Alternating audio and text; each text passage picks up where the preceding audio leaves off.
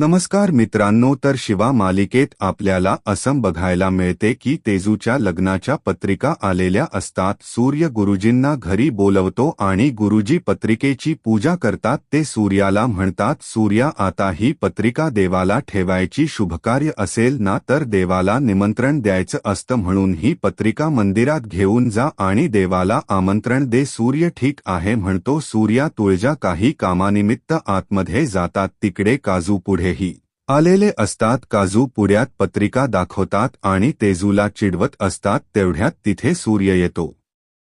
सूर्या सगळ्यांना आपापल्या कामासाठी पाठवून देतो. तुळजा विचारते, सूर्या मला पण पाठवणार आहेस का तू? सूर्य म्हणतो, नाही ग, तू जेवढी समोर असशील ना तेवढं मी तुझ्याकडे बघत राहीन. तुळजा म्हणते, अरे पण माझी एक इच्छा पूर्ण कर ना. सूर्या म्हणतो, कोणती इच्छा? तुळजा त्याची गंमत करते आणि ती म्हणते, प्री वेडिंग शूट करू ना आपण सगळ्यांसोबत, मिठी मारायची, जमेल ना तुला? सूर्य लाजत असतो. तुझा म्हणते, लाजू नको, तसं काही करणार नाहीये मी, चल मंदिरात जायचं ना पत्रिका ठेवायला. ते दोघेही मंदिरात पत्रिका ठेवायला जातात. तर इकडे शिवा आशू सगळे यांसोबत निघालेले असतात. ते सातायाला पोहोचणारच असतात. मांजा आजी शिवा आणि आशूला चिडवत असतात. तर आशूची चिडचिड चालू असते आणि हे सगळं बघून दिव्या खूप खुश असते. तर इकडे गुंड बसलेले असतात आणि त्याच्याकडे जगदीश काका येतो. जगदीश काका त्यांना पेढे देतो आणि म्हणतो, ही जमीन आता तुमची झाली, आता राहिलेली काम आहेत ना ती आपण उरकून टाकू. कसं आहे ना, ही जमीन माझ्या आईच्या नावावर होती पण ती पडून होती, आम्हाला काही उपयोग नव्हता म्हणून